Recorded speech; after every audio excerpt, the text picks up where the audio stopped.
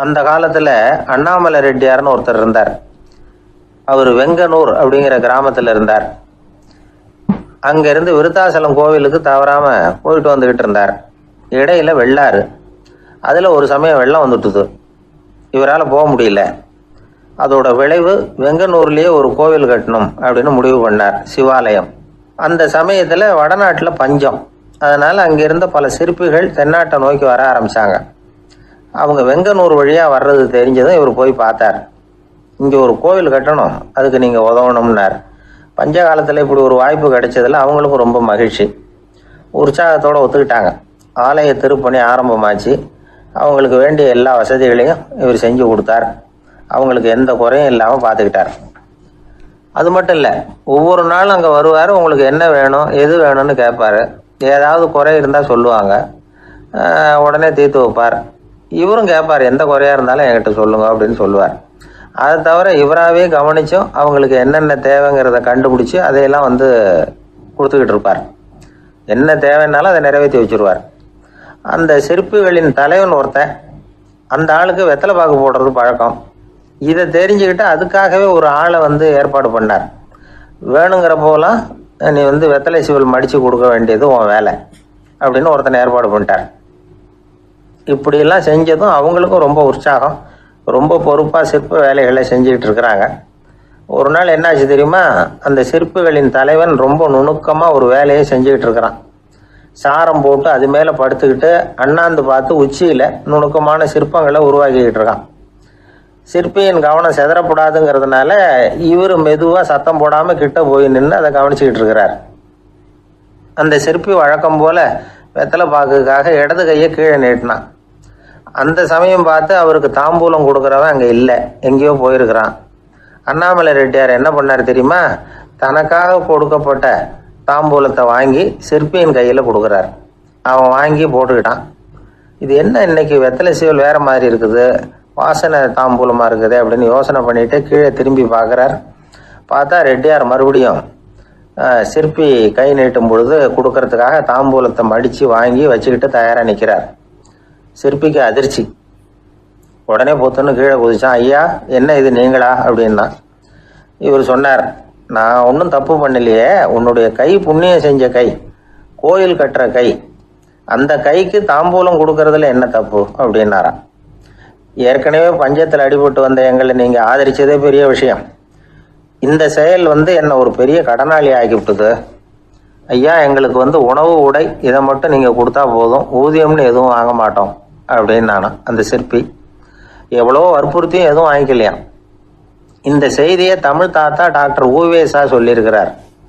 அந்த காலத்தில் எப்படிப்பட்டவங்கெல்லாம் வாழ்ந்துருக்கிறாங்க பாருங்க. இந்த காலத்தில் ஒருத்தர் கோவில் கட்டினார், வேலை செய்கிற எல்லாருக்கும் சாப்பாடு போடுவார். சிற்ப வேலை செஞ்சுட்டு சாப்பிட வர்ற ஒவ்வொருத்தர் கையையும் அன்பாக பிடிச்சி முத்தம் கொடுத்து உள்ளே அனுப்புவார். அந்த கைகளுக்கு நீங்கள் கொடுக்குற மரியாதையாது அப்படின்னு கேட்டாங்க. அது இல்லைங்க, ஏற்கனவே முதல் பந்தியில் சாப்பிட வந்தவன் மறுபடியும் வர்றானான்னு கண்டுபிடிக்கிறதுக்காக கையை பிடிச்சி மோந்து பார்க்குறேன் அப்படின்னாராம் அவர். பிரம்மத்தை அறிந்தவன் பிரம்மமாகிறான் அப்படின்னு ஒரு பெரியவர் பேசினார் ஒரு கோவிலில். தைத்திரிய உபனிஷத்து அப்படி சொல்லுதான். இதை கேட்கும் பொழுது நமக்கு ஒரு சந்தேகம் வரும். அது எப்படி? பிரம்மத்தை அறிந்தவன் பிரம்மம் ஆகிறான்னா, சிங்கத்தை அறிந்தவன் சிங்கம் ஆகிறானா, தோசையை அறிந்தவன் தோசை ஆகிறானா? இப்படிப்பட்ட சந்தேகம் நமக்கு வர்றதுல ஒன்றும் ஆச்சரியம் இல்லை. இது இயற்கை. இதுக்கும் அந்த பெரியவரே பதில் சொல்றார். சிங்கம் வேற, நாம வேற. அதனால சிங்கத்தை அறிந்தவன் சிங்கம் ஆக மாட்டான். ஆனா பிரம்மம் வேற, நாம வேற இல்லை. அதனால பிரம்மத்தை அறிந்தவன் பிரம்மமாகிறான் அப்படிங்கிறது அவரோட விளக்கம். மனிதன் அவன்தான் தான் பிரம்மங்கிறது தெரியாதனால தான் அதை வேற எங்கேயோ தேடிட்டு இருக்கிறான். கடைசியில் அது தான் தாங்கிறது புரிஞ்சுக்கிற பொழுது அவன் பிரம்மம் ஆயிடுறான். இதை விளக்கிறதுக்கு ஒரு உபநிஷத்து கதையே இருக்கு. நமக்கு தெரிஞ்ச கதை தான், ஆனால் அதை வேற விதமான அர்த்தத்தில் விளையாட்டாக சொல்லிட்டு இருக்கிறோம். ஒரு சமயம் ஒரு 10 நண்பர்கள் ஒரு காட்டு வழியாக போய்கிட்டு இருக்கிறாங்க. குறுக்க ஒரு நதி, அதை கடந்து அடுத்த பக்கம் போகணும். எல்லாரும் ஒரு வழியாக கடந்து அடுத்த கரைக்கு போய் சேர்ந்துட்டாங்க. அங்கே போய் சேர்ந்ததுக்கு அப்புறம் எல்லாரும் பத்திரமா சேர்ந்துட்டோமா அப்படின்னு தெரிஞ்சுக்கிறதுக்காக எண்ணி பார்க்குறான் அந்த கூட்டத்து தலைவன். அவங்க மொத்தம் 10 பேர். ஆனால் அவன் எண்ணி பார்க்குறப்போ 9 தான் வருது. ஏன்னா அவன் தன்னை விட்டுவிட்டான். எதிரில் நிற்கிறவங்கள மட்டுமே எண்றான். ஐயோ 10வது ஆள் எங்கேங்கிறான், பதறான். சரி நீ இரு நான் எண்ணி பார்க்குறேன்னு சொல்லிவிட்டு இன்னொருத்தன் வந்து எண்றான். அவனும் தன்னை விட்டுட்டு எண்றான். 9 தான் வருது. எல்லாரும் கொய்யோ முறையோன்னு கத்த ஆரம்பிச்சிட்டாங்க. அந்த சமயத்தில் ஒரு பெரியவர் அந்த பக்கமாக வர்றார். என்ன விஷயம்னு விசாரிக்கிறார். 10வது ஆள் 6 அடிச்சுட்டு போட்டுது அப்படின்னு சொல்லி இவங்க அழறாங்க. சரி அழாதீங்க அப்படின்னு சொல்லி அந்த தலைவனை பார்த்து இப்படி வாங்குறார். வர்றான். இப்போ எனக்கு முன்னாடி ஒரு தரம் எண்ணு பார்க்கலாம்ங்கிறார். 1 2 3ன்னு ஆரம்பித்து 9ல் வந்து முடிக்கிறான். உடனே பெரியவர் நீ தான் அந்த 10வது ஆள் அப்படிங்கிறார். இது உண்மை. நாம தான் அது. நாம தான் நம்மளை வேற எங்கேயோ தேடிட்டு இருக்கிறோம். நாம எங்கேயோ தேடிட்டு இருக்கிறோமே அந்த பிரம்மம் நாம தான்.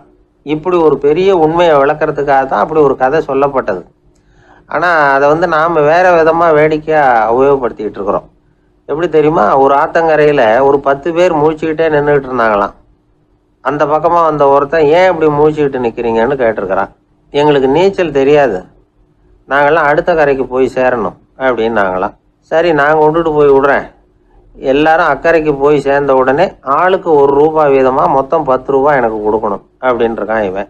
சரின்னு ஒத்துக்கிட்டாங்க. இவன் ஒவ்வொருத்தராக கையை பிடிச்சி மெதுவாக ஆற்றுல இறக்கி அழைச்சிட்டு போயிட்டான்.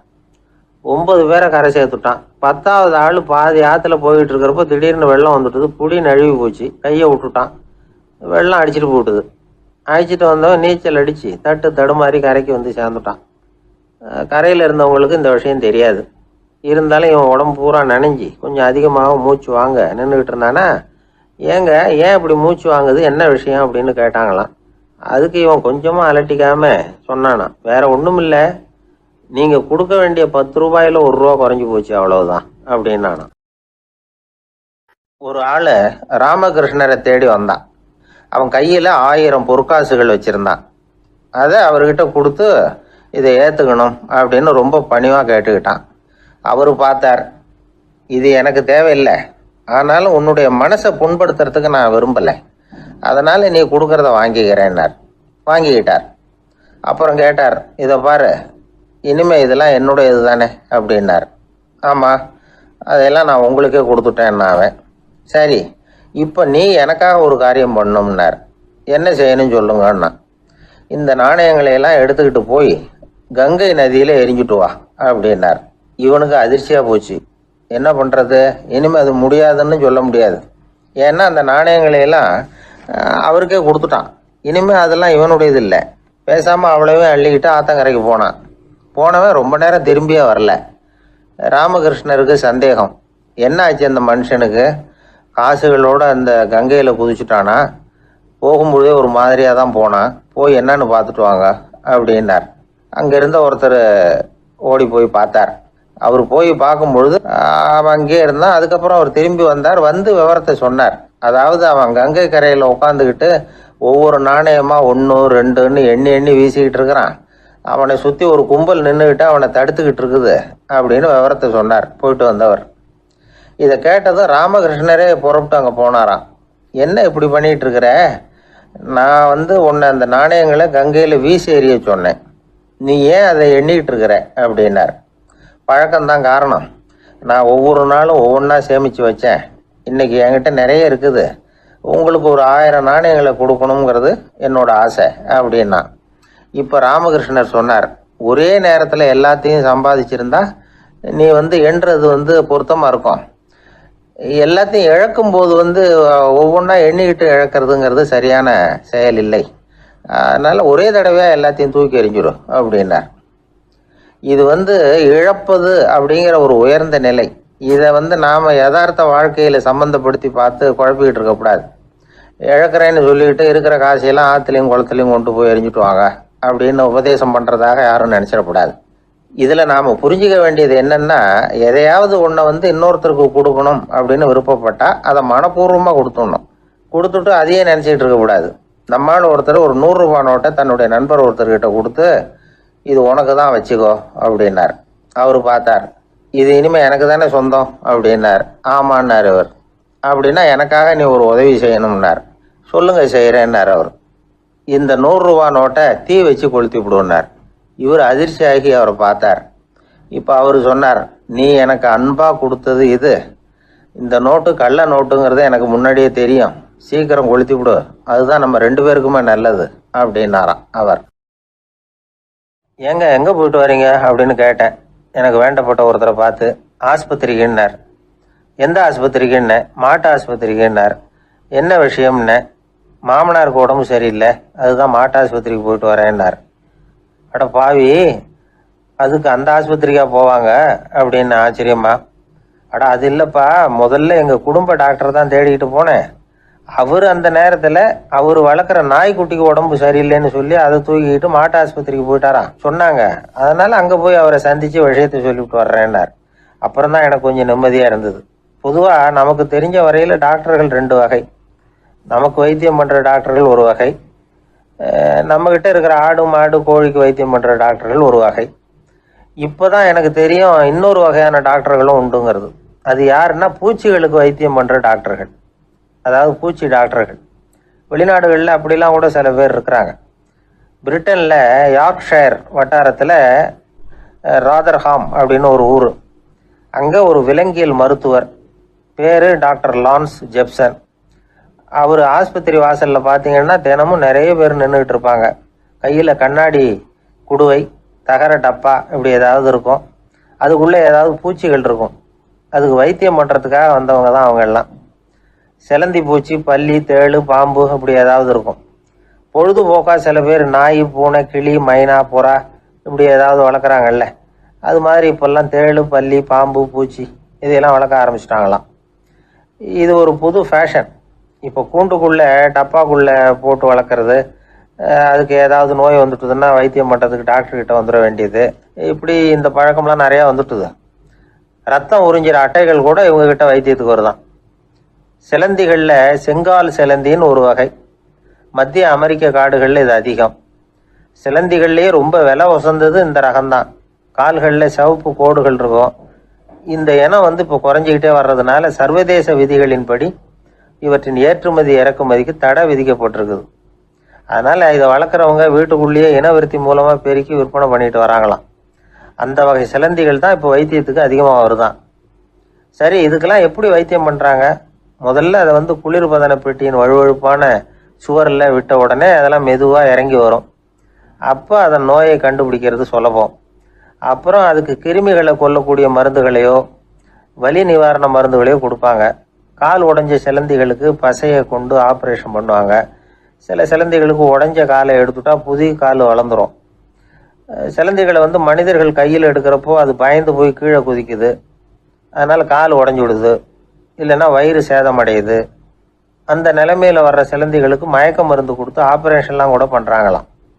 பார்த்தீங்களா பூச்சிகளுக்கு வந்த வாழ்வை? நம்ம ஊர்லேயும் வீடுகளில் பூச்சிகள் வளர்க்குறது உண்டு. ஒருத்தர் வந்தார், எனக்கு 3000 கரப்பாம்பூச்சி அவசரமாக தேவைப்படுது, எங்கே கிடைக்கும்னு கேட்டார். கரப்பாம்பூச்சியா? அது என்னத்துக்குன்னு கேட்டோம். அது வேற ஒன்றும் இல்லை, நான் குடியிருக்கிற வாடகை வீட்டை காலி பண்ண போகிறேன். வீட்டு சொந்தக்காரர் என்ன சொல்கிறாருன்னா, இந்த வீட்டுக்கு நான் குடி வந்தப்போ எப்படி இருந்ததோ அதே நிலைமையில் விட்டுட்டு போகணும்னு வீட்டுக்காரர் சொல்லியிருக்கிறார், அதனால தான் கேட்டேன் அப்படின்னார்.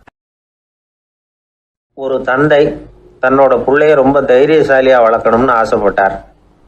அதுக்காக அவனை கூப்பிட்டு உட்கார வச்சு இப்படி உபதேசம் பண்ணார். இதை பாருப்பா, நான் உன்னாட்டம் இருக்கிறப்போலாம் எதுக்கும் பயப்பட மாட்டேன், ரொம்ப துணிச்சலாக இருப்பேன்.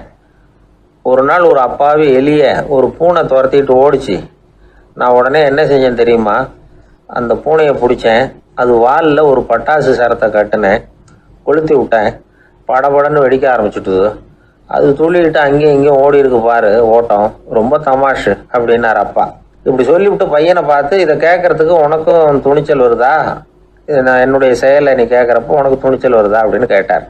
வருதுன்னா பையன். எப்படின்னா அப்படிங்கிற விவரத்தையும் சொன்னான் அவன். அதாவது எலியை விரட்டினத்துக்காக பூனை வாலில் பட்டாசு கொளுத்துனீங்க நீங்கள், பூனையை விரட்டினத்துக்காக உங்கள் கழுத்தில் பட்டாசு சரத்தை மாட்டினா என்னன்னு தோணுது எனக்கு அப்படின்னு நான் பையன். பையனோட துணிச்சல் அப்பாவையே நடுங்க வச்சுட்டுது. அது சரி, ஒரு அப்பா பிள்ளைக்கு இப்படியா உபதேசம் பண்ணுறது? எல்லாருக்கிட்டையும் அன்பா பழகிறது எப்படி அப்படின்னு சொல்லி கொடுக்கணும். பிஞ்சு உள்ளங்களில் நஞ்சை தூவலாமா? ஒரு நாள் விநாயகர் ஒரு பூனையோடு விளையாடிக்கிட்டு இருந்தாராம். அப்படி ஆசையாக விளையாடிக்கிட்டு இருந்தப்ப அவரோட கை நகம் தவறுதெல்லாம் பூனையோட முகத்தில் பட்டுட்டு தான். அது ஒரு சின்ன கீறலை உண்டாகி விட்டுது. அப்போ அவர் அதை ஒரு பெருசாக நினைக்கல. கொஞ்ச நேரத்துக்கு அப்புறம் விநாயகர் வீட்டுக்கு வந்தார். அவங்க அம்மா பார்வதி தேவியை பார்த்தார். பார்வதி தேவி கன்னத்தில் விரலால் கீறினது மாதிரி ஒரு அடையாளம் இருந்தது. விநாயகருக்கு அதிர்ச்சி, ஆச்சரியம். நம்ம அம்மா இந்த உலகத்துக்கே தாயார். அப்பேற்பட்ட அவங்க முகத்திலேயே கீறலை உண்டாக்கக்கூடியவங்க யாராக இருக்க முடியும் அப்படின்னு யோசனை பண்ணார். தாயே, உன்னுடைய கன்னத்தில் இந்த வடு எப்படிம்மா ஏற்பட்டதுன்னு கேட்டார். குழந்தாய், இது நீ செஞ்ச காரியம்தான்ப்பா. உன்னுடைய கை நகம் கீறினதுனால ஏற்பட்ட வடு தான் இது அப்படின்னாங்க அவங்க. விநாயகர் திடுக்கிட்டு போட்டார். எப்படிம்மா அது? நான் எந்த காலத்துலேயும் ஒன்று அப்படி கீறினதாக எனக்கு நினைவு இல்லையே அப்படின்னார். இன்னைக்கு காலையில் ஒரு பூனையை கீறினதை நீ மறந்துட்டியா அப்படின்னாங்க அந்த அம்மா. விநாயகர் திகைச்சு போய் நின்னார். பார்வதி தேவி சொன்னாங்க, இதை பார்ப்பா, இந்த உலகத்தில் இருக்கக்கூடிய எல்லா உயிர்கள்லேயும் நான் இருக்கிறேன். நான் தான் இந்த உலகமாக ஆகியிருக்கிறேன். ஆகையினால நீ யாரை துன்புறுத்தினாலும் அது உண்மையிலேயே என்ன துன்புறுத்தினதாக தான் வந்து முடியும் அப்படின்னாங்க. விநாயகர் மனசுக்குள்ளே ஒரு வெளிச்சம் ஏற்பட்டு தான். அதுக்கப்புறம் அவர் யாரையுமே கல்யாணம் பண்ணிக்காததுக்கு அதுதான் காரணமா. இந்த உலகத்தில் எல்லாரையும், இங்கே இருக்கிற எல்லாத்தையும் தாயின் வடிவமாக அவர் பார்க்க ஆரம்பிச்சிட்டாராம். குருதேவர் ராமகிருஷ்ணர் இந்த கதையை எடுத்து சொல்லியிருக்கிறார். நபிகள் நாயகம் ஒரு தடவை ஒரு நாற்காலியில் உட்காந்து என்னமோ யோசனை பண்ணிட்டு இருந்திருக்கிறார். அப்போ அவரோட உடையில ஒரு கீழ்ப்பகுதி தரையில் படிஞ்சு கிடந்திருக்குது. அங்கே விளையாடிக்கிட்டு இருந்த ஒரு பூனை அது மேலே வந்து படுத்து தூங்கி போச்சு. தொழுகை செய்ய வேண்டிய நேரம் வந்துட்டது. நபிகள் நாயகம் எழுந்திருக்க பார்த்தார். அப்போ தான் பூனை தன்னோட உடை மேலே படுத்து தூங்கிட்டு இருக்கிறது கண்ணில் படுது.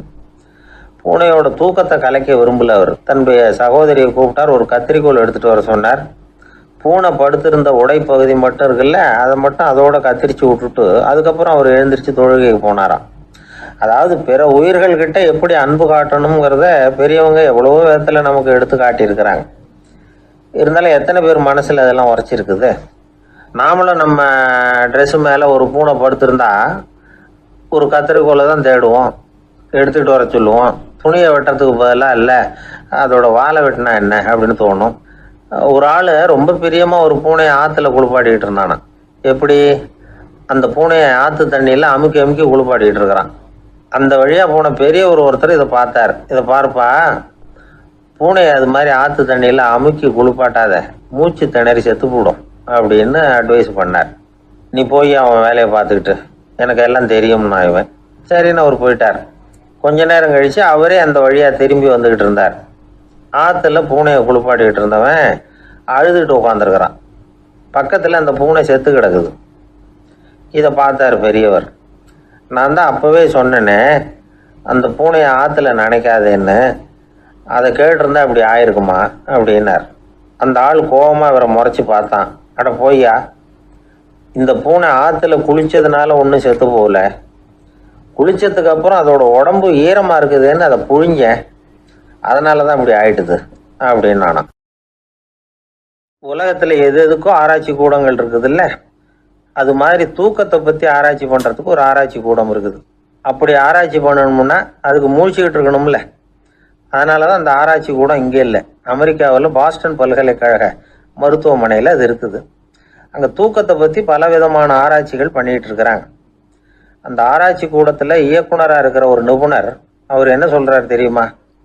உங்களுக்கு தூக்கம் வரலையா, நீங்கள் நல்லா தூங்குறதுக்கு தாராளமாக சில யோசனைகளை என்னால் சொல்ல முடியும் அப்படிங்கிறார். யோசனை தானே, காசா பணமா கேட்டு வச்சுக்கலாமே. உணவு, மனநிலை, தூங்கும் இடத்தோட சூழ்நிலை, படுக்கைக்கு செல்றப்போ உள்ள பழக்க வழக்கங்கள், இது காரணமாக ஒருத்தருக்கு தூக்கம் வராமல் போகலாம். தூக்கம் வராததுக்கு இதுதான் காரணம்னா அதையெல்லாம் சுலபமாக கட்டுப்படுத்தலாங்கிறார் அவர். தூக்கத்தை வரவழைக்கக்கூடிய ஒரு நல்ல மருந்து உடற்பயிற்சி. ஆனால் ஒன்று, படுக்க போகிற நேரத்தில் இது மாதிரி உடற்பயிற்சிகள் எல்லாம் செய்யக்கூடாது. கொஞ்சம் முன்னாடி பகல்லையே இந்த பயிற்சிகளை செய்கிறது நல்லது. தூக்கம் வராமல் அவதிப்படுறவங்க பிற்பகல் நேரங்களில் காஃபி, டீ இது மாதிரி பானங்களை சாப்பிடக்கூடாது. மது அருந்துறது கூட தூக்கத்தை பாதிக்கும். வெது வெதுப்பான நீரில் குளிக்கிறது, தியானத்தில் ஈடுபடுறது, ஓய்வாக இருக்கிறது, படுக்கிறது, அதாவது படுக்கிறதுக்கு முன்னாடி ஒரு குவளை பால் சாப்பிட்றது, இதெல்லாம் தூக்கத்தை வரவழைக்கிறது ரொம்ப உதவியாக இருக்கும். இன்னொரு விஷயம் என்னன்னா, தூங்கி ஆகணுமேங்கிற கவலை வேண்டியதில்லை. அப்படி நினைச்சு கவலைப்படுறதை விட்டுடணும். தூக்கம் வரலையா, உடனே படுக்கையை விட்டு எழுந்திருக்க வேண்டியது. வெளியில வாங்க, வேற ஏதாவது வேலையில் ஈடுபடுங்க, கொஞ்ச நேரம் உலாவுங்க, அல்லது ஏதாவது ஒரு புஸ்தகத்தை எடுத்து படிங்க. களைப்பு ஏற்பட்டால் மறுபடியும் படுக்கைக்கு போங்க. தூக்கம் தானே வந்துடும். ஒரு விஷயத்தை மட்டும் நல்லா ஞாபகத்தில் வச்சுக்கணும். படுக்கைக்கு போகிறப்போ உங்கள் மற்ற எல்லா பிரச்சனைகளையும் மறந்துடணும். அது எப்படி சார் முடியும்? அந்த நேரம் தானே எல்லா பிரச்சனையும் வரிசையாக ஞாபகத்துக்கு வருது அப்படின்னு நாம் நினைக்கலாம். ஆனால் பழக்கத்தில் அதை நாம் மாற்றிக்க முடியும். கொஞ்சம் முயற்சி பண்ணணும், அவ்வளோதான். இது எல்லாமே ஆராய்ச்சி பண்ணி பார்த்துட்டு அந்த நிபுணர் சொல்கிற கருத்து தான். இன்னொரு விஷயமும் அவர் சொல்கிறார். அது என்னன்னா, உடல் கோளாறு காரணமாக தூக்கம் வராமல் அவதிப்படுறவங்களுக்கெல்லாம் இந்த யோசனைகள் சரியாக வராது அப்படிங்கிறார். அதுக்கெல்லாம் மருத்துவ சிகிச்சை கொடுத்து தான் சரி பண்ணணும். சில பேருக்கு நடு ராத்திரியில் மூச்சு திணறல் ஏற்பட்டு தூக்கம் வராமல் போயிடும். ஊரெல்லாம் தூங்குறப்ப தான் மட்டும் தூங்காமல் மூழ்கிட்டு இருக்கிறது, ஊரெல்லாம் மூழ்கிட்டு இருக்கிறப்போ தான் மட்டும் தூங்குறது, இது மாதிரி கோளாறுகளால் சில பேர் பாதிக்கப்படலாம். காலு தசை முறுக்கிக்கிறதுனால சில பேருக்கு அடிக்கடி விழிப்பு வரலாம். மன அழற்சி காரணமாக சில பேருக்கு தூக்கம் வராது. இது மாதிரி கோளாறுகளுக்கெல்லாம் அதுக்கு தகுந்த மாதிரி சிகிச்சை கொடுத்து தான் சரி பண்ண வேண்டியிருக்கும். எந்த கோளாறும் இல்லாமல் தூக்கம் வரலைன்னா ஆரம்பத்தில் சொன்ன முறைகளை கடைபிடிச்சு பார்க்கலாம். தூக்கம் வந்ததுன்னா யோசனை சொன்ன அந்த நிபுணருக்கு நன்றி சொல்லலாம். ஒருத்தர், ஏன் சார் பஸ்ஸில் தூங்குறது கெட்ட பழக்கமானு கேட்டார். இல்லையே, நான் கூட பஸ்ஸில் போகிறப்ப தூங்கிட்டு தானே போவேன் அப்படின்னார் இன்னொருத்தர். அப்புறம் ஏன் என்ன டிரைவர் வேலை வேணாம்னு வீட்டுக்கு அனுப்பி வச்சுட்டாங்க அப்படின்னாராம் அவர். ஒருத்தரை பார்த்து உன்னுடைய நண்பர்கள் யார் அப்படின்னு ஒரு கேள்வி கேட்டு பாருங்க. கொஞ்சம் யோசிச்சு பதில் சொல்லுவாங்க. அவங்க கிட்டேயே உன்னுடைய எதிரிகள் யார் அப்படின்னு கேளுங்க, கடகடன்னு ஒப்பிச்சிருவாங்க. நம்ம மனசு இருக்க, அது எப்படின்னா, நம்ம நண்பர்களை விட எதிரிகளை அது நல்லா ஞாபகத்தில் வச்சுக்கும். இது ஒரு ஆச்சரியமான உண்மை. உங்களால் நண்பர்களை மறந்துட முடியும், ஆனால் எதிரிகளை மறந்துட முடியாது. இது ஒரு வேடிக்கையான நிலைமை தான். அழகான தருணங்களை நாம் ஏன் மறந்துடுறோம்? இது இயற்கை. ஏன்னா நம்ம மனசு மலர்களை கவனிக்கிறது இல்லை, அதில் இருக்கிற முள்ளை தான் கவனிக்குது. தன்னை காயப்படுத்துகிற எதையும் அது உடனே கண்டுகொள்ளுது. ஒரு தெளிந்த சிந்தனை உடைய மனசு மிக அழகாக உள்ள எல்லாத்தையும் கவனிக்கும். அது நன்றியுடன் உணரக்கூடிய எல்லாத்தையும் பார்த்து குறிச்சிக்கும். இப்படிப்பட்டவங்க வாழ்க்கை இயல்பாகவே நல்லா அமையும். அது ரொம்ப அபூர்வம். மனசில் உள்ள ஒரு சிறிய அமைப்பை மாற்றுவதை பொறுத்து தான் இந்த விஷயம் அப்படிங்கிறார் ஓஷோ. ஒரு யூத கோவில் இருந்து தான், அது யூதர்களின் மடமாகவும் இருந்தது. அங்கே ஒரு தலைமை குரு, அவர் ரொம்ப கண்டிப்பானவர். அந்த கோவிலை ஒட்டி ஒரு தோட்டம். ஒரு நாள் காலையில் அந்த தோட்டத்தில் 2 இளம் யூதர்கள் நடந்து போய்கிட்டு இருக்கிறாங்க. காலையில் 1 மணி நேரம், மாலையில் 1 மணி நேரம் அவங்க அந்த தோட்டத்தில் நடக்கிறதுக்கு அனுமதி உண்டு. மற்ற நேரங்களில் அவங்க மத புத்தகங்களை படிக்கணும், பிற விதிமுறைகளை கடைபிடிக்கணும். அந்த 2 பேருமே தொடர்ந்து புகைப்பிடிக்கிற பழக்கம் உள்ளவங்க. ஆனால் கோவில் மடத்தில் இருக்கிறப்போ அவங்க புகைப்பிடிக்க முடியாது, அது கடுமையான குற்றம். சரி, நாம் தோட்டத்தில் இருக்கிறப்போவாவது புகைப்பிடிக்கலாமா அப்படின்னு ஒரு ஆசை அவங்க 2 பேருக்குமே. இருந்தாலும் பயம். இப்படி கேட்டால் மத குரு என்ன சொல்லுவாரோ அல்லது என்ன செய்வாரோங்கிற பயம். இப்படியே கொஞ்ச நாள் ஆச்சு. ஒரு நாள் அந்த 2 பேரில் ஒருத்தன் ரொம்ப கலங்கி போய் அந்த கோவிலில் இருந்து வெளியில் வந்துக்கிட்டு இருந்தான். வந்தவன் நேராக தோட்டத்து பக்கம் போனான். அங்கே இன்னொருத்தன் ஆனந்தமாக புகை பிடிச்சிக்கிட்டு இருக்கிறான். அதை பார்த்து தான் இவனுக்கு அதிர்ச்சி. அட கடவுளே, என்ன இது, நீ கேட்காமலே ஆரம்பிச்சிட்டியா அப்படின்னா. இல்லை நான் கேட்டுவிட்டு தான் ஆரம்பிச்சிருக்கேன்னா அவன். அப்படியா, என்ன மனுஷன் இவர், நானும் தான் கேட்டேன், என்னை கண்ணாமுன்னான்னு திட்டி விட்டார். இது என்ன கோவிலா இல்லை நரகமா? உனக்கு புகை பிடிக்கணும்னு ஆசையாக இருந்தால் நரகத்துக்கு போகணும்னு சொல்லிவிட்டார். அது சரி, உன்னை மட்டும் எப்படி அனுமதிச்சார் அப்படின்னு கேட்டான் இவன். அவன் சிரிச்சுக்கிட்டே, நீ எப்படி கேட்ட சொல்லு அப்படின்னா. நாம் இந்த தோட்டத்துக்கு வர அனுமதிக்கப்பட்டிருக்கிறதே ஜபத்துக்காகத்தானே, அதனால் நான் ஜபம் சொல்லும் பொழுது புகை பிடிக்கலாமா அப்படின்னு கேட்டேன். அதுக்கு தான் அவர் சத்தம் போட்டு என்னை அடிக்கவே வந்துட்டார் அப்படின்னா இவன். நீ ஒரு மாதிரியாக கேட்டிருக்க, நான் வேற மாதிரியாக கேட்டிருக்கிறேன். ஜெபம் சொல்லும்போது புகை பிடிக்கலாமான்னு நீ கேட்டிருக்க. ஐயா, புகை பிடிக்கும் பொழுது ஜெபிக்கலாமா அப்படின்னு நான் கேட்டேன். அதில் தப்பு ஒன்றும் இல்லை அப்படின்னு பதில் சொல்லிட்டார். அப்படின்னா ஒரு சிறிய மாற்றம் தான் அது மிகப்பெரிய மாறுதலை ஏற்படுத்தி விட்டது. மனசு நல்ல விதமாக சிந்திக்க ஆரம்பிச்சுட்டுதுன்னா மகிழ்ச்சிக்கு பஞ்சம் இல்லை. ஒரு கஞ்சன் ஆற்றுல விழுந்துட்டான், வெள்ளத்தில் தத்தடிச்சுக்கிட்டு இருக்கிறான். கரையில் நின்ன ஒருத்தர் உன் கையை கொண்டா இப்படி பிடிச்சி இழுத்து கரையில் சேர்த்து விடுறேன்னார். எதையும் கொடுத்து பழக்கம் இல்லாத அவன் கையையும் கொடுக்க மாட்டேன்னுட்டான். இவர் பார்த்தார், உன் கையை கொடுன்னு சொல்றதுக்கு பதிலாக நான் என் கையை கொடுக்குறேன் பிடிச்சிக்கோ அப்படின்னார். அவன் கப்புன்னு பிடிச்சிக்கிட்டான், இழுத்து கரையில் போட்டார். 1816 வருஷம் செப்டம்பர் மாதம் 11 பிரான்ஸ் தேசத்தில் உள்ள ஒரு மருத்துவமனை. அங்கே ஒரு இளம் டாக்டர் கொஞ்ச நாளைக்கு முன்னாடி தான் அந்த ஆஸ்பத்திரியில் புதுசாக வேலைக்கு சேர்ந்துருக்கிறார். அவர் பேர் ரெனே லெனக். அவர் அன்னைக்கு காலையில் அந்த மருத்துவமனையில் அப்படியே ரவுண்ட்ஸ் வந்துக்கிட்டு இருக்கிறார். வார்டில் ஒரு படுக்கையில் ஒரு இளம் பெண் படுத்திருக்கிறார். அந்த பொண்ணுக்கு இருதய நோயாக இருக்கலாம்ங்கிறது மற்ற டாக்டர்கள் சந்தேகம். அந்த காலத்துல எல்லாம் ஒருத்தருடைய இருதய துடிப்பை தெரிஞ்சுக்கணும்னா நோயாளியின் மார்பில் டாக்டர் காதை வச்சு பார்த்து தான் தெரிஞ்சுக்கிறது வழக்கம். ஆனால் இந்த பெண்ணும் இளம் பெண், அந்த டாக்டரும் புதுசாக சேர்ந்துருக்கிறவர். அதனால் பரிசோதனை பண்ண தயங்கினார். கொஞ்ச நேரம் யோசனை பண்ணார். திடீர்னு ஒரு ஞாபகம் வந்தது அவருக்கு. அதாவது அன்னைக்கு விடியற் காலையில் தோட்டத்தில் அப்படியே வாக்கிங் போயிட்டு இருந்தப்போ சின்ன பசங்கள்லாம் ஒரு மரக்கட்டையை வச்சு விளையாடிக்கிட்டு இருந்தாங்களாம். அதை அவர் பார்த்துருக்கிறார். அது என்ன விளையாட்டுனா, ஒரு நீளமான மரப்பலகை, அதில் ஒரு முனையில் ஒரு பையன் தன்னுடைய காதை வச்சுக்கிட்டு இருக்கிறான், மறுமுனையில் இன்னொரு பையன் அந்த மரப்பலகையை ஒரு ஆணியால் கீறிக்கிட்டு இருக்கிறான். ஒரு முனையில் ஆணியால் கீறும் பொழுது மறுமுனையில் காதை வச்சிருக்கிற பையனுக்கு அந்த சத்தம் துல்லியமாக கேட்குது. அந்த டாக்டருக்கு காலையில் பார்த்த இந்த விளையாட்டு ஞாபகத்துக்கு வந்துட்டுது. உடனே என்ன பண்ணார் தெரியுமா? ஒரு நீளமான காகிதத்தை எடுத்தார். அதை அப்படியே உருளை மாதிரி உருட்டினார். ஒரு முனையை அந்த நோயாளியின் மார்பில் இடது பக்கம் வச்சார், இன்னொரு முனையில் தன்னுடைய காதை வச்சார். என்ன ஆச்சரியம்! நோயாளியின் மார்புல நேரடியாக காதை வச்சு கேட்கறத விட துல்லியமாக கேட்டது இதய துடிப்பு. இதய துடிப்பு மட்டும் இல்லை, மூச்சு இழுத்து விடுறது, திரவ பொருள்களின் அசைவு, எல்லா சத்தமும் தெளிவாக கேட்குது. கிரேக்க மொழியில் ஸ்டெத்தாஸ் அப்படின்னா மார்பு, ஸ்கோப்பின் அப்படின்னா பார்ப்பதுன்னு அர்த்தம். அதனால் டாக்டர் ரெனே லெனக் தான் கண்டுபிடிச்ச கருவிக்கு ஸ்டெதஸ்கோப் அப்படின்னு பேர் வச்சார். அவரே முதல் மாடலையும் செஞ்சார். அளவு ரொம்ப பெருசாக இருந்தது, சுலபமாக எடுத்துகிட்டு போகிறது கஷ்டம், அது அவ்வளோ கஷ்டமாக இருந்தது அது.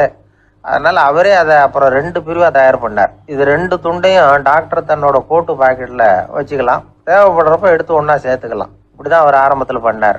தன்னுடைய இந்த கண்டுபிடிப்பை பற்றி அவர் ஒரு புத்தகம் எழுதினார். நிறைய விற்றுது, புகழும் பணமும் சேர்ந்தது. பணமும் புகழும் சேர்ந்தது மாதிரியே அவருக்கு ஒரு நோயும் சேர்ந்தது. அது என்ன நோயின்னு கண்டுபிடிக்கிறதுக்கும் அவர் கண்டுபிடிச்ச கருவி தான் உபயோகப்பட்டு தான். அவரே அதை கண்டுபிடிச்சார். அவருக்கு வந்திருந்தது காச நோய். 1826 வருஷம் ஆகஸ்ட் மாதம் 13 உலகத்தின் முதல் ஸ்டெதஸ்கோப்பை கண்டுபிடிச்ச டாக்டர் ரெனே லெனக் காலமானார். அவர் சாகிறதுக்கு முன்னாடி மரத்தால் செஞ்சு வச்சிருந்த ஸ்டெதஸ்கோப்பை தனக்கு வேண்டியப்பட்ட ஒரு டாக்டர்கிட்ட கொடுத்து, என்னுடைய சொத்துக்கள்லேயே ரொம்ப வசந்தது அப்படின்னு சொன்னாராம்.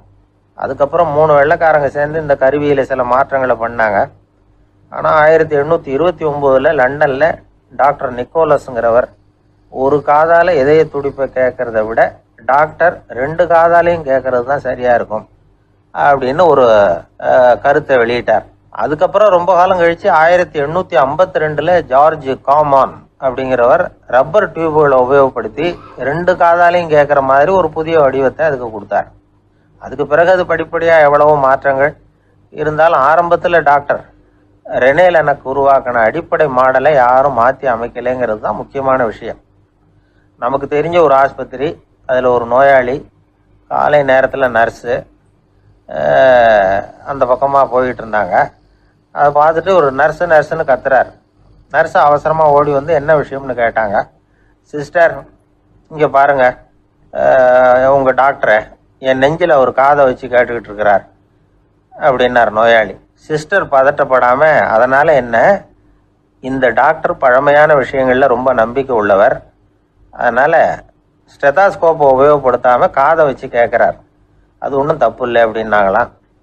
ஐயோ, அதுக்காக இல்லை சிஸ்டர், இவர் என் நெஞ்சு மேலே தலையை வச்சது நேற்று ராத்திரி 9 மணி, இப்போ விடிஞ்சு போச்சு, இன்னமும் தலையை எடுக்கவே இல்லை, அதுக்காக தான் சந்தேகப்பட்டு உங்களை கூப்பிடுறேன் அப்படின்னாராம். இந்த உலகத்துல எத்தனை வகையான மனிதர்கள் இருக்கிறாங்க, ஒவ்வொரு மனிதனுமே ஒவ்வொரு வகை அப்படிங்கிறாங்க விஞ்ஞானிகள். மனிதர்களை 3 வகையா பிரிக்கலாம் அப்படின்னு சொல்றாங்க மெய்ஞானிகள். இவங்களை பற்றிலாம் ஏற்கனவே நாம் பேசியிருக்கிறோம். இப்போ டாக்டர் எட்வர்டு பேட்ச் அப்படிங்கிற நிபுணர் என்ன சொல்கிறார் தெரியுமா? மனிதர்களை 7 வகையாக பிரிக்கலாம்ங்கிறார். மனிதர்களின் மனநிலை அடிப்படையில் அவங்களை 7 விதமாக வகைப்படுத்துகிறார் அவர். சரி, அது என்ன 7 வகை? முதல் வகை என்னன்னா, பயந்த குணம் உள்ளவங்க. சார் ரொம்ப பயந்த சுபாவம், வீட்டில் கூட வாயே திறக்க மாட்டார், சாப்பிட போகிறப்ப மட்டும்தான் கொஞ்சம் வாயை திறப்பார், அப்புறம் மூடிக்குவார் அப்படின்னு சில பேரை பற்றி நாம் பேசிக்கிறது உண்டு. இவங்கெல்லாம் இந்த வகை, அதாவது பயந்த குணம் உள்ளவர்கள் அப்படிங்கிற முதல் வகை. சரி, 2வது வகை என்னன்னா, சஞ்சலப்படுகிறவர்கள், எதுக்கு எடுத்தாலும் கலக்கம், குழப்பம், இப்படியே காலம் தள்ளிட்டு இருப்பாங்க. பல பேர் பார்த்துருப்பீங்க. அவங்கெல்லாம் இந்த வகை. 3வது வகை என்னன்னா, யதார்த்த உலகை மறந்து கற்பனை உலகத்திலேயே மிதக்கிறவங்க. இளைஞர்கள், கவிஞர்கள், இப்படி பல பேர் இருக்கிறாங்க. எப்போ பார்த்தாலும் கற்பனை உலகத்திலேயே மிதந்துக்கிட்டு இருப்பாங்க. கிட்டத்தில் போய் என்னங்க ஒரு மாதிரியா இருக்கிறீங்க அப்படின்னு கேட்டு பாருங்க, அவங்களெல்லாம் ஏதோ ஒரு அற்ப புழுவை பார்க்கறது மாதிரி அவங்கள பார்ப்பாங்க. அதுவும் அந்த வானத்து நிலாவை பாருங்கள், அது என்னை வா வான்னு கூப்பிடுது, எனக்கு சீக்கிரத்தில் ஒரு நாள் சிறகுகள் முளைக்கும், சிறகடித்து வானத்தில் பறந்து போவேன், அந்த செல்ல நிலாவை கொஞ்சிவிட்டு வருவேன், இப்படிலாம் பேசிகிட்டு இருப்பாங்க. கொஞ்சிறது அப்புறம் இருக்கட்டும், இப்போ கஞ்சிக்கு வழியே பாருப்பா அப்படின்னா அதை காதில் வாங்க மாட்டாங்க. நாம் ஏதோ இந்த உலகத்தை அனுபவிக்க தெரியாதவர்கள் மாதிரி நம்மளை அவங்க கவனிப்பாங்க. இப்படி ஒரு ரகம். 4வது வகை மனிதர்கள் எப்படின்னா, இவங்க தனிமை உணர்வு மிக்கவர்கள். இவங்க மற்றவங்களோட இயல்பாக நெருங்கி பழகிறதில்ல, தான் உண்டு தன்னுடைய வேலை உண்டுன்னு இருந்துட்டு போகிறவங்க. அடுத்த வீட்டில் இருக்கிறவர் யார் அப்படின்னு கேட்டால் கூட அடுத்த வீடுன்னு ஒன்று இருக்கா அப்படிங்கிறது மாதிரி நம்ம முகத்தை பார்ப்பாங்க. அவங்ககிட்ட மேற்கொண்டு நாம் என்னத்தை பேச முடியும்? இப்படி ஒரு வகை. 5வது வகை மனிதர்கள் எப்படின்னா, இவங்க மற்றவங்க செல்வாக்குக்கு உட்பட மறுப்பவர்கள். அடுத்தவங்களோட செல்வாக்குக்கு இவங்க ஆட்படுறதில்ல. நான் யார் தெரியுமான்னு கேட்டால் அதை தெரிஞ்சுட்டு எனக்கு என்ன ஆக போகுதும்பாங்க. இவங்கெல்லாம் அந்த ரகம். 6வது வகை மனிதர்கள் எப்பவும் எதுலேயும் பற்றில்லாமல் இருக்கிறவங்க. இது ஒரு துறவு மனப்பான்மை. இயல்பாகவே சில பேர் இப்படி உண்டு, அவங்களுக்கு எதுலேயும் ஒரு ஈடுபாடு இருக்காது. அப்படிப்பட்டவங்கெல்லாம் 6வது வகை. 7வது வகை மனிதர்கள் மற்றவங்க கவலையை தன்னுடையதாக ஆக்கிக்கிட்டு கவலைப்படுறவங்க. இவங்கெல்லாம் மகாத்மாக்கள். தாம் வேறு அடுத்தவங்க வேறு அப்படிங்கிற எண்ணம் இவங்களுக்கு வர்றதில்லை. அதனால் அடுத்தவங்களுக்கு ஒரு துன்பம் வந்ததுன்னா இவங்களால சும்மா இருக்க முடியறதில்லை. ஆகக்கூடி இப்படி 7 விதமான மனிதர்களை அடையாளம் காட்டுறார் அந்த நிபுணர். இதில் நாம் எந்த வகையில் வர்றோம் அப்படிங்கிறத நாம தான் அடையாளம் கண்டுபிடிக்கணும். எனக்கு தெரிஞ்ச ஒரு மனிதர் உண்டு. அவர் ஒரு வித்தியாசமான வகை. எதையும் நடைமுறை சாத்தியமாக சிந்திக்கிறவர். எப்பவும் அடுத்தவங்களும் நல்லா இருக்கணும், நாமும் நல்லா இருக்கணும் அப்படின்னு ஆசைப்படுறவர். அவருக்கு ஒரு சமயம் திடீர்னு உடம்பு சுகம் இல்லாமல் போயிட்டுது. டாக்டர்கிட்ட போனார், பணம் கொடுத்தார், வைத்தியம் பார்த்துக்கிட்டார். அவர் எழுதி கொடுத்த மருந்து சீட்டை வாங்கினார். ஒரு மருந்து கடைக்கு போனார், பணம் கொடுத்தார், மருந்து வாங்கினார். அதை எடுத்துகிட்டு வீட்டுக்கு வந்தார். அதுக்கப்புறம் அந்த மருந்து அவர் சாப்பிடணும்ல, சாப்பிடவே இல்லை, அப்படியே சும்மா வச்சுட்டார். அவரை பார்த்து கேட்டேன், ஏன் சார் இப்படி பண்ணுறீங்க, வீண் செலவு தானே இது, நீங்கள் ஏன் டாக்டர்கிட்ட போய் பணம் செலவு பண்ணுனீங்கன்னு கேட்டேன். அவர் சொன்னார், டாக்டர் வாழணும் இல்லையா, அதனால தான் அப்படின்னார். சரி, அப்புறம் ஏன் மருந்து வாங்கினீங்க அப்படின்னு கேட்டேன். மருந்து கடைக்காரர் வாழணும் இல்லையா, அதனால தான் அப்படின்னார். சரி, அப்புறம் ஏன் வாங்கின மருந்து சாப்பிடாம வச்சுட்டீங்க அப்படின்னதுக்கு, நான் வாழணும் இல்லையா அதனால தான் அப்படின்னார். இவர் வாழ்க்கையை புரிஞ்சுக்கிட்டவர். இப்படி வாழ்க்கையை புரிந்து கொண்டு வாழ தெரிஞ்சுக்கணும். எந்த வகை மனிதர் நாம் அப்படிங்கிறத புரிஞ்சுக்கிட்டு வாழ்ந்தோம்னா வாழ்க்கையில வெற்றி நிச்சயம். எதிர்காலத்தை நினைச்சா எனக்கு ரொம்ப பயமா இருக்கு சார் அப்படின்னு சொல்றவங்க நிறைய பேர் இருக்கிறாங்க. அதாவது பயப்படாத மனிதர்கள்னு யாருமே கிடையாது. ஒவ்வொருத்தருக்கும் ஒவ்வொரு விதமான பயம் இருந்தாலும் ஒட்டுமொத்தமா பார்க்குறப்போ மனிதனுக்கு 6 விதமான பய உணர்வுகள் வரலாம் அப்படின்னு பெரியவங்க சொல்றாங்க. எல்லா விதமான பயமும் இந்த 6 வகைக்குள்ள அடக்கம். அந்த 6 வகை பயமும் 6 எதிரிகள் மாதிரியாம். 6 எதிரிகளையும் புரிஞ்சுக்கிட்டோம்னா போதும், வாழ்க்கையில சுலபமா வெற்றி அடைய முடியும். சரி, அந்த 6 வகை பயம் என்னென்ன அப்படின்னு பார்ப்போம். முதல்ல வறுமை பற்றிய பயம், 2வது பழிச்சொல் பற்றிய பயம், 3வது உடல் நலம் பாதிப்பு பற்றிய பயம், 4வது என்னன்னா காதல் தோல்வி, 5வது முதுமை, 6வது மரணம். அதாவது பயப்படுறதுங்கிறது ஒரு மனநிலை தான். இந்த மனநிலையை கட்டுப்படுத்த முடியும், திசை திருப்ப முடியும். சரி, இந்த பயங்களின் அறிகுறிகள் எப்படி இருக்கும்? வறுமை பற்றிய பயம் அப்படின்னு முதல்ல சொன்னோம் இல்லையா, அந்த பயத்தின் அறிகுறிகளை தெரிஞ்சுக்குவோம். எதுலேயும் அக்கறை இல்லாமல் இருக்கிறது, ஒரு குறிக்கோள் இல்லாமல் இருக்கிறது, வறுமையை சகிச்சுக்கிறது, வாழ்க்கையில் கிடைக்கிறது எதுவாக இருந்தாலும் ஆட்சேபனை இல்லாமல் ஏற்றுக்கிறது, மனசாலும் உடம்பாலும் சோர்ந்து போயிருக்கிறது, ஆர்வம், முனைப்பு, கற்பனை திறன் எதுவுமே இல்லாமல் இருக்கிறது. இதெல்லாம் தான் அந்த வறுமை பற்றிய பயத்தின் அறிகுறிகள். அந்த அடுத்தது ஒன்று பார்த்தோமே, பழிச்சொல் பற்றிய பயம். அதாவது அடுத்தவங்க நம்மளை குறை சொல்லி விடுவாங்களோ அப்படிங்கிற பயம். இதுக்கு அறிகுறி என்ன தெரியுமா? புதியவர்களை சந்திக்கிறதுக்கு பயப்படுறது, முடிவு எடுக்க முடியாமல் குழம்புறது, பிரச்சனைகளை தவிர்க்க விரும்புறது, தாழ்வு மனப்பான்மை, வரவுக்கு மீறி செலவு செஞ்சு இமேஜை உயர்த்திக்கிறது, குறிக்கோள் இல்லாத வாழ்க்கை. இதெல்லாம் தான் அதுக்கு அறிகுறிகள். 3வது பயம் உடல் நலம் பாதிப்பு பற்றிய பயம், அதாவது நோய் பற்றிய பயம். ஒரு உண்மை என்ன தெரியுமா? டாக்டரை சந்திக்கிற மனிதர்களில் 75% பேர் தங்களுக்கு நோய் வந்துட்டுதுங்கிற கற்பனையில் இருக்கிறவங்களாம். நிஜமாவே நோய் கிடையாது அவங்களுக்கு. இந்த பயத்தின் அறிகுறிகள் என்னன்னா, வியாதிக்கான அறிகுறிகள் தன்னிடம் இருக்கிறதாக நினச்சிக்கிறது, எந்த நேரமும் வியாதியை பற்றியே பேசி பேசி மனசை அங்கேயே வச்சிருக்கிறது, நோய் சம்பந்தமான செய்திகளை படித்து நமக்கு இப்படி ஆயிடுமோ அப்படின்னு வேதனைப்படுறது. இதெல்லாம் தான் அதுக்கு அறிகுறிகள். 4வது பயம் காதல் தோல்வி. இது ரொம்ப வேதனை, உடம்பையும் மனசையும் சீரழிச்சு விடும். ஆண்களை விட பெண்கள் தான் இந்த பய உணர்வில் அதிகமாக பாதிக்கப்படுறாங்க. 5வது முதுமை பற்றிய பயம். 6வது மரண பயம், வயசான காலத்தில் எப்படி சமாளிக்கிறது அப்படிங்கிற பயம். ஆக இதையெல்லாம் நாம் புரிஞ்சிக்க வேண்டியது ரொம்ப அவசியம். இந்த 6 வகை பயங்களை சரியாக புரிஞ்சுக்கிட்டு நாம் நடந்துக்கணும். வாழ்க்கையின் முன்னேற்றத்துக்கு இந்த பயங்கள் முட்டுக்கட்டே ஆகிடக்கூடாது. உழைச்சி பணம் சேர்க்கணும், உற்சாகமாக மனசை வச்சுக்கணும். மனசை கட்டுப்படுத்துகிற மார்க்கம் தெரிஞ்சுக்கிட்டா போதும், எல்லாம் சரியாக வந்துடும். நம்ம ஆள் ஒருத்தன் சொன்னான், சார் எனக்கு வறுமை பற்றிய பயம்தான் இருந்தது, ஒரே ராத்திரியில் 30,000 ரூபா தயார் பண்ணிவிட்டேன், இப்போ எனக்கு இன்னொரு பயம் வந்துட்டுதுன்னா. என்ன பயம்னு கேட்டாங்க. போலீஸு கண்டுபிடிச்சிருமோங்கிற பயம்னா. இது இந்த பயத்தில் அடங்காது.